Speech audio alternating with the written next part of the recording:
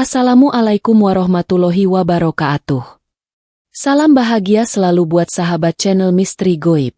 Mari kita simak dan mulai ceritanya. Malam itu terasa berbeda di Desa Tunggul. Angin berhembus dengan lembut, namun dinginnya seperti mengiris kulit. Jalanan desa yang biasanya sepi kini dipenuhi dengan bayangan gelap, menciptakan suasana yang mencekam. Di ujung desa, sebuah rumah tua berdiri angkuh. Rumah yang sudah lama kosong. Rumah itu dikenal oleh warga setempat dengan nama Janoko, meski tidak ada yang tahu pasti asal-usul nama itu. Disinilah kisah itu dimulai. Seorang pemuda bernama Ardi baru saja tiba di desa tersebut. Ia adalah seorang peneliti sejarah yang tertarik dengan cerita-cerita mistis yang berkembang di desa-desa terpencil. Tunggul adalah salah satu tempat yang sering disebut-sebut oleh orang-orang dalam cerita mereka. Rumah Janoko selalu menjadi topik pembicaraan. Ardi pun memutuskan untuk datang, menyelidiki rumah itu, dan mencari tahu mengapa rumah itu begitu ditakuti. "Jangan pernah mendekati rumah itu, Ardi," kata Pak Samsul, seorang warga desa yang telah berusia lanjut. Rumah itu bukan hanya tua, tapi juga penuh dengan cerita yang tak bisa dijelaskan. Banyak yang sudah mencoba, tapi tidak ada yang kembali dengan selamat. Suara Pak Samsul terdengar serius, namun Ardi, yang sudah terbiasa dengan cerita-cerita aneh, hanya tersenyum dan mengangguk. Ia merasa penasaran lebih dari sebelumnya. Malam harinya, Ardi memutuskan untuk mengunjungi rumah itu seorang diri. Ia sudah menyiapkan peralatan, seperti kamera dan buku catatan untuk mencatat segala hal yang ia temui. Setibanya di depan rumah Janoko, Ardi merasakan hawa dingin yang luar biasa. Meski ia tahu udara di desa itu memang selalu dingin. Namun kali ini, rasa dingin itu terasa menembus hingga ke tulang. Rumah itu tampak lebih menyeramkan saat malam tiba. Dinding kayunya yang lapuk dan jendelanya yang pecah menciptakan kesan bahwa rumah itu telah lama ditinggalkan. Langkah kaki Ardi bergerak pelan saat ia memasuki halaman rumah. Semakin mendekat, ia merasa seakan ada yang mengamatinya dari dalam. Mata Ardi menyapu ke sekitar, namun tak ada siapapun. Tiba-tiba, suara langkah kaki terdengar dari dalam rumah. Ardi terhenti sejenak, merasa gugup namun juga penasaran. Ia melangkah lebih dekat ke pintu depan yang sudah hampir ambruk. Dengan hati-hati, ia mendorong pintu yang berderit keras, memasuki ruang utama rumah Janoko. Begitu memasuki ruang itu, ia disambut oleh udara lembab dan bau kayu busuk yang menusuk hidung. "Ini pasti hanya imajinasiku," pikir Ardi sambil menyalakan senter. Sinar lampu kecil itu menyinari dinding rumah yang gelap, memperlihatkan goresan-goresan aneh yang tampaknya sudah lama terukir di sana. Ardi memfokuskan perhatian pada goresan-goresan itu, merasa ada sesuatu yang tidak biasa. Di dinding sebelah kiri, goresan itu membentuk pola yang menyerupai wajah, tetapi wajah yang penuh dengan rasa sakit. Ardi menggigil, meskipun ia berusaha menenangkan dirinya. Apa yang sedang ia lihat? Wajah itu seolah hidup, memancarkan energi gelap yang menekan dadanya. Tiba-tiba, Ardi mendengar suara yang sangat pelan, seperti bisikan. Ia berbalik dengan cepat, tetapi tidak ada siapapun di sana. Hanya angin malam yang berhembus melalui celah-celah kayu. Mungkin hanya suara angin. Ardi mencoba meyakinkan dirinya. Namun saat ia melangkah lebih dalam ke rumah, suara itu semakin jelas. Bisikan itu terdengar seperti suara seorang perempuan yang menangis, perlahan merambat ke telinga Ardi. Jangan masuk." Suara itu berkata dengan pelan namun sangat jelas. Ardi terhenti di tempat, tubuhnya kaku. Ia merasa dunia seakan berhenti berputar, namun rasa penasarannya tidak bisa dihentikan. Perlahan ia melangkah maju, mencoba mencari sumber suara itu. Saat langkahnya mendekati sebuah ruangan di sudut rumah, tiba-tiba pintu ruangan itu terbuka dengan sendirinya. Ardi terkejut, tapi ia tetap melangkah masuk. Ruangan itu gelap, hanya diterangi oleh cahaya dari senter yang dipegang Ardi. Di dalam ruangan itu, ia melihat sebuah benda aneh tergeletak di tengah-tengah lantai. Sebuah boneka kayu yang terukir rumit, namun matanya yang kosong seakan menatap langsung ke dalam jiwa Ardi. Tanpa sadar, Ardi melangkah lebih dekat. Namun sebelum ia sempat menyentuh boneka itu, suara bisikan kembali terdengar. Kali ini lebih keras dan penuh dengan ketakutan. "Jangan sentuh itu!"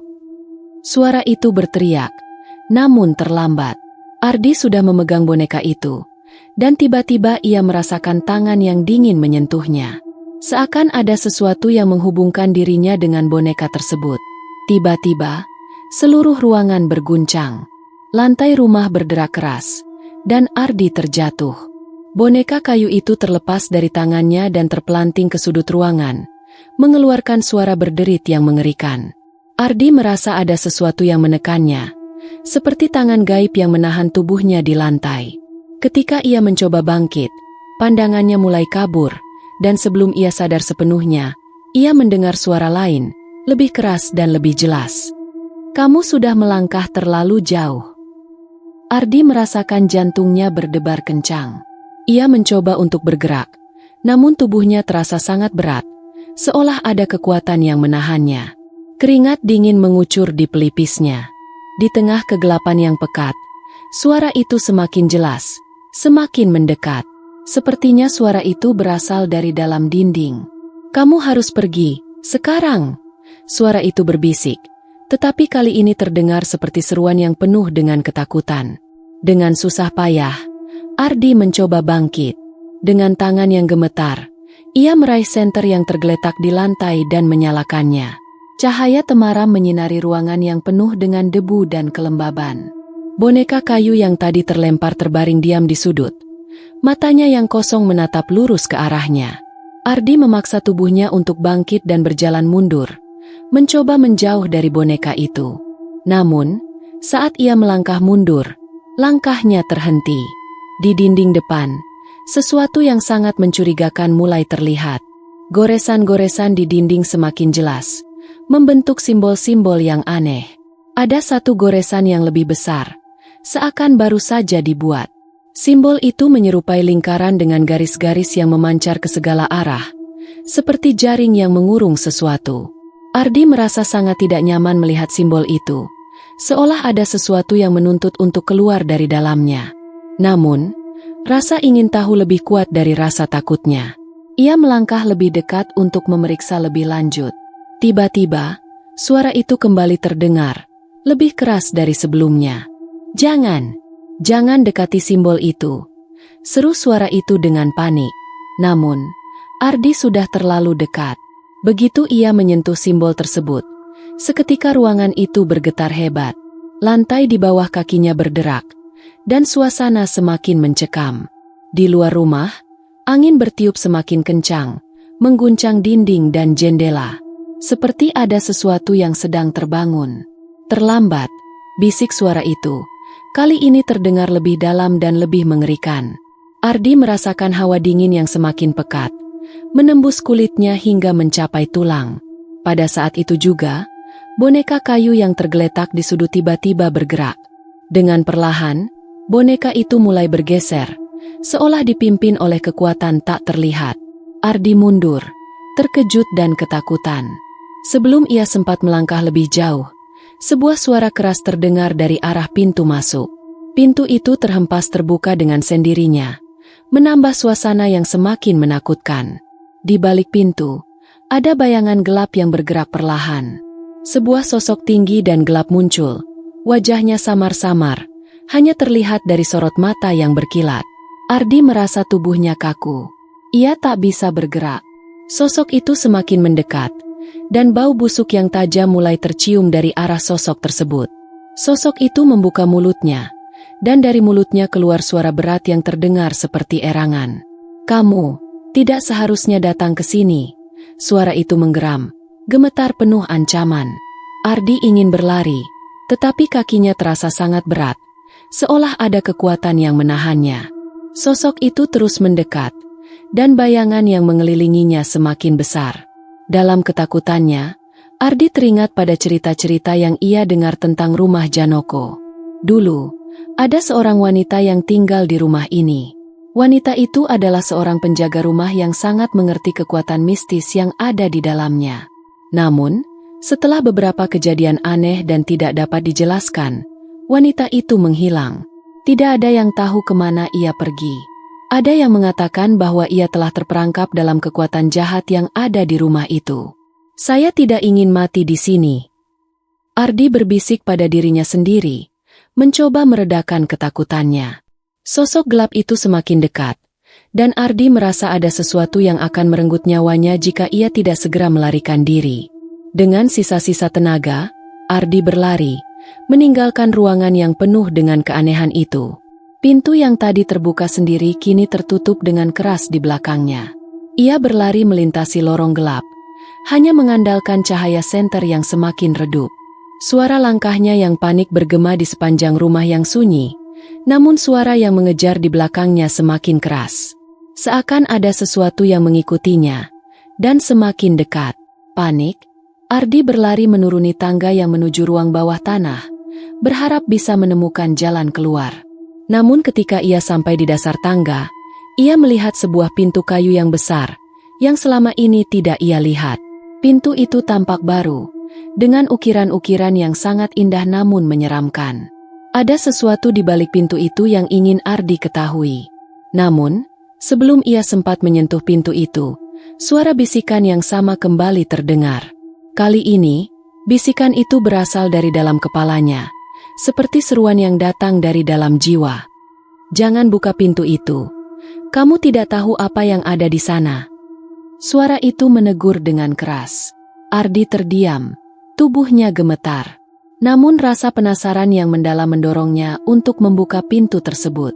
Tanpa pikir panjang, ia mendorong pintu itu, dan saat pintu terbuka, ia menyaksikan sesuatu yang lebih mengerikan daripada yang ia bayangkan. Di dalam ruang bawah tanah itu, terdapat ratusan boneka kayu yang tampak seperti sedang menunggu sesuatu. Wajah-wajah kosong boneka itu menatapnya dengan tajam, seakan menuntut penjelasan. Namun, ada satu boneka yang lebih mencolok dari yang lain. Boneka itu terletak di tengah ruangan, dengan ukiran yang lebih rumit. Matanya yang besar dan gelap seakan menatap langsung ke dalam mata Ardi, memberikan kesan seolah boneka itu hidup. Tiba-tiba, boneka itu bergerak.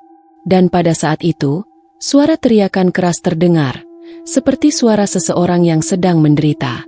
Ardi terperanjat, dan tubuhnya tiba-tiba jatuh ke tanah.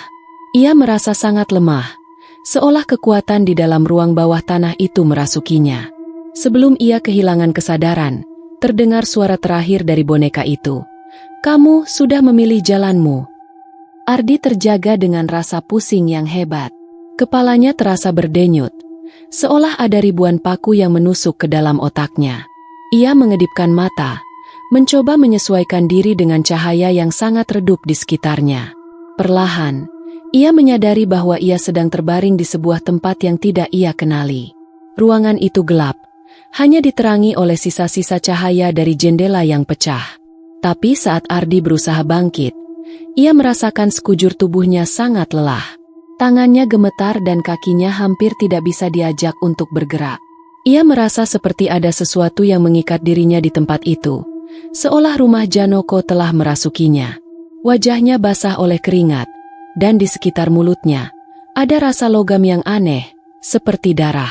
Mengapa aku di sini? Pikir Ardi, berusaha mengingat apa yang terjadi sebelumnya. Memori tentang boneka kayu yang bergerak, suara bisikan, dan pintu bawah tanah yang terbuka masih terngiang-ngiang di benaknya. Dengan susah payah, ia berusaha untuk duduk, dan matanya menyapu sekitar. Ruangan itu tampak seperti sebuah ruang penyimpanan tua yang sudah lama tidak terurus. Ada boneka kayu lain yang tergeletak di lantai, dengan mata yang kosong, menatapnya.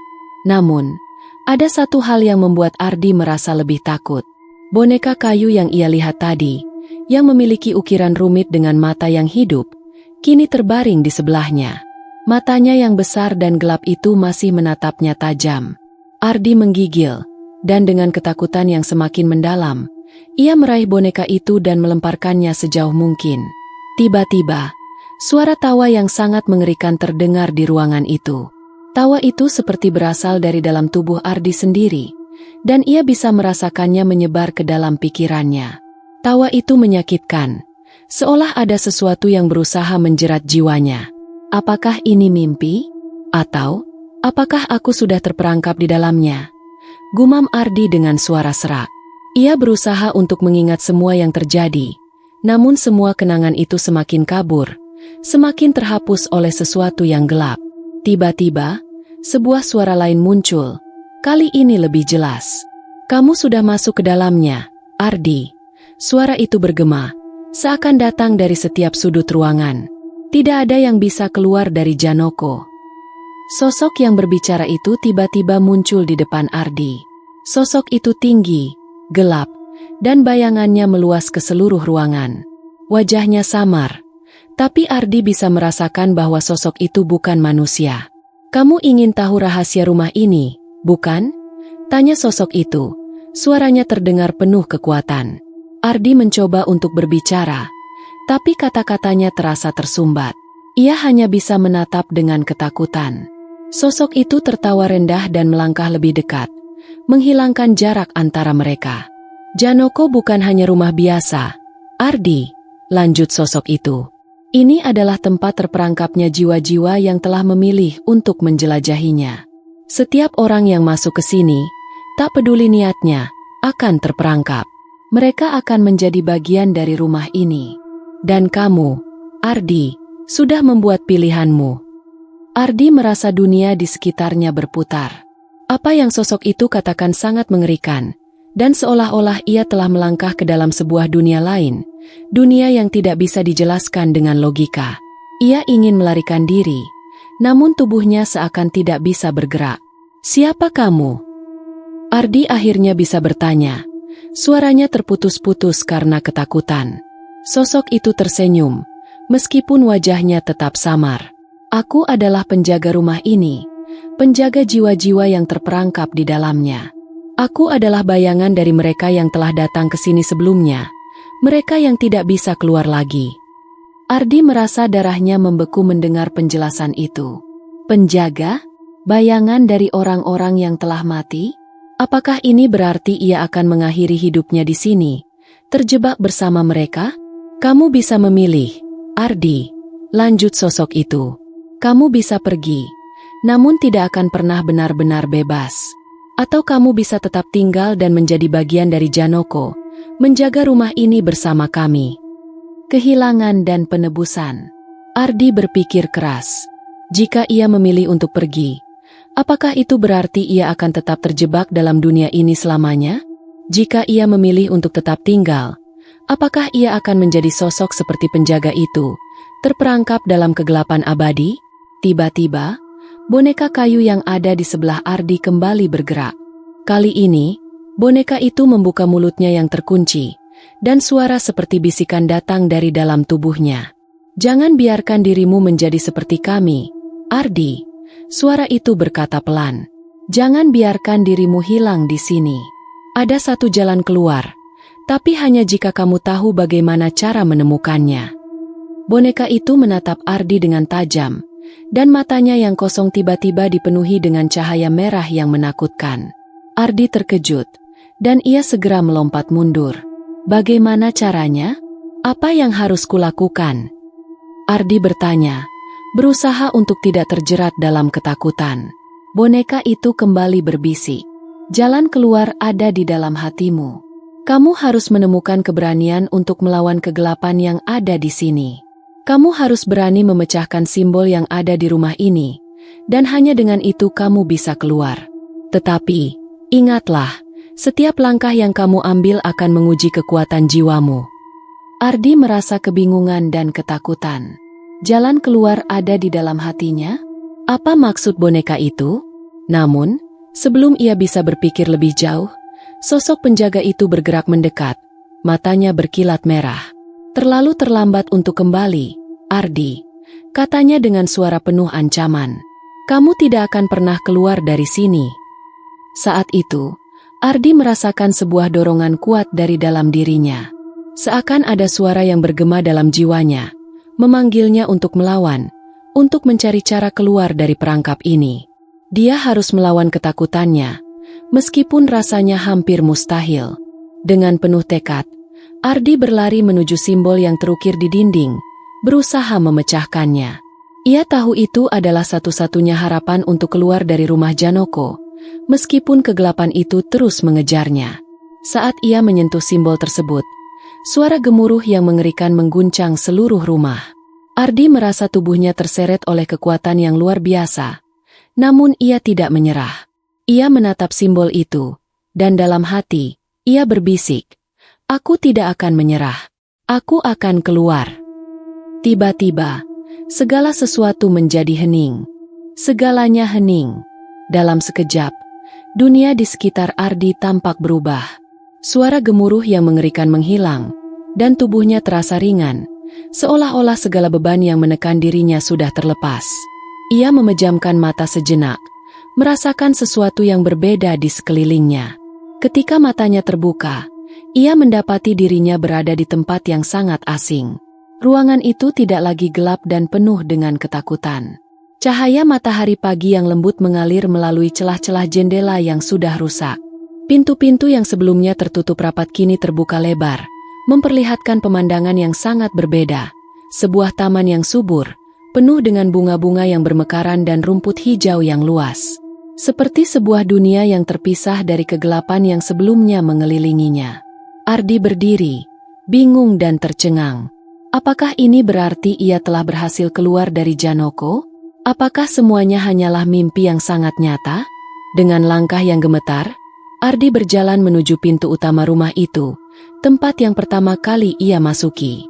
Ketika ia menginjakan kaki di luar, angin segar menyambutnya, meniup rambutnya dan menyentuh wajahnya dengan lembut. Namun, saat ia mengangkat wajahnya ke langit, ada sesuatu yang terasa aneh. Langit yang cerah itu tampak jauh lebih suram dari yang seharusnya. Matahari masih bersinar, namun warnanya sedikit pudar, seolah-olah ada kabut yang menutupi dunia ini, memberikan kesan bahwa ada sesuatu yang tidak beres. Ardi menoleh ke sekitar. Desa Tunggul, yang dulu terlihat sunyi dan terisolasi, kini tampak lebih sepi dan gelap. Jalan-jalan desa itu tampak kosong. Tidak ada satupun manusia yang terlihat. Hanya rumah-rumah tua yang berjajar di sepanjang jalan, dan suara angin yang menggerakkan daun-daun pohon. Sesaat, Ardi merasa kebingungan. Ia memeriksa sekelilingnya, berharap ada seseorang yang bisa menjelaskan apa yang terjadi. Tetapi yang ia lihat hanyalah keheningan yang semakin mencekam. Sepertinya desa ini telah terhenti, terjebak dalam sebuah waktu yang tidak bergerak. Lalu, ia teringat akan pesan dari boneka kayu. "Jalan keluar ada di dalam hatimu," kata boneka itu. Ardi menyadari sesuatu yang sangat penting. Apakah mungkin dirinya sebenarnya tidak benar-benar keluar dari Janoko? Apakah dunia yang ia hadapi sekarang hanya bagian dari ilusi yang lebih besar? Akankah ia terjebak di antara dua dunia yang tidak bisa ia pahami? Tiba-tiba, Ardi mendengar suara langkah kaki dari belakangnya. Ia berbalik cepat, merasa cemas. Namun yang ia temui hanyalah sosok yang familiar. Sosok itu adalah Pak Samsul, pria tua yang pernah memperingatkan Ardi untuk tidak mendekati rumah Janoko. "Ardi," Pak Samsul berkata dengan suara pelan, seakan sudah menunggu Ardi untuk kembali. "Kamu telah kembali ke sini, kan? Apa yang kamu temukan di dalam rumah itu?" Ardi terdiam sejenak, masih bingung dan tidak tahu bagaimana menjelaskan apa yang telah terjadi. Apakah ia benar-benar kembali? Apa yang sesungguhnya terjadi di dalam Janoko? Apakah itu hanya bagian dari perjalanan yang lebih panjang dan lebih mengerikan? Pak Samsul melangkah mendekat. Wajahnya penuh dengan keprihatinan. "Kamu tidak bisa keluar, Ardi. Janoko tidak pernah membiarkan siapapun pergi dengan mudah," katanya dengan suara yang sangat berat. "Kamu harus kembali ke dalam, sebelum semuanya terlambat." Ardi merasa hatinya berdebar kencang. Kembali ke dalam. Ia menatap Pak Samsul dengan penuh ketakutan. "Tapi aku sudah keluar. Aku sudah meninggalkan rumah itu." Pak Samsul menggelengkan kepala pelan. "Tidak, Ardi. Kamu mungkin merasa sudah keluar. Tapi yang sebenarnya terjadi adalah kamu terjebak dalam dunia yang lain. Dunia yang dibuat oleh Janoko untuk menjerat jiwa-jiwa yang ingin keluar darinya." Ardi merasakan ketakutannya semakin mendalam. Ia tidak tahu harus bagaimana. Sosok Pak Samsul kini tampak berbeda, lebih tua, lebih lelah, dan seakan-akan membawa beban yang sangat berat. "Jadi, aku tidak benar-benar keluar?" tanya Ardi, suara gemetar. Pak Samsul mengangguk perlahan. "Kamu masih ada di dalamnya, Ardi. Janoko membuatmu merasa seolah-olah kamu bebas, tapi kenyataannya, kamu tetap terperangkap di dalamnya. Hanya ada satu cara untuk keluar, menghancurkan inti dari Janoko, menghancurkan kekuatan yang ada di dalam rumah itu." Ardi menatap Pak Samsul dengan cemas. "Tapi bagaimana caranya? Bagaimana aku bisa menghancurkannya?" Pak Samsul hanya bisa menghela napas panjang. "Hanya ada satu cara, Ardi. Kamu harus kembali ke tempat di mana semuanya dimulai. Di dalam Janoko, di ruang bawah tanah, tempat simbol itu terukir. Kamu harus menghancurkan simbol itu dan memecahkan lingkaran kegelapan yang telah mengikat rumah ini. Hanya dengan itu kamu bisa keluar." Ardi merasa ragu, tetapi tekadnya mulai tumbuh kembali. Ia tahu bahwa jika ia tidak melawan, ia akan terperangkap di dunia ini selamanya. Dengan napas yang dalam, ia memutuskan untuk kembali. "Aku akan melakukannya," katanya dengan tegas, meskipun ketakutan masih menyelimuti hatinya. Pak Samsul memandangnya dengan mata penuh kekhawatiran. "Ingatlah, Ardi, ini bukan hanya tentang keluar. Ini tentang menghancurkan kegelapan yang ada di dalam dirimu sendiri." Dengan langkah yang penuh keyakinan, Ardi berjalan kembali menuju rumah Janoko, meskipun dunia di sekitarnya semakin tampak aneh dan tidak nyata. Di dalam hatinya, ia tahu bahwa pertempuran sejati baru saja dimulai, dan hanya dengan menghadapinya ia bisa menemukan jalan keluar yang sejati. Namun, apakah ia benar-benar siap menghadapi kegelapan yang ada dalam dirinya? Langkah Ardi yang mantap menuju rumah Janoko mengisyaratkan bahwa kisah ini masih jauh dari selesai.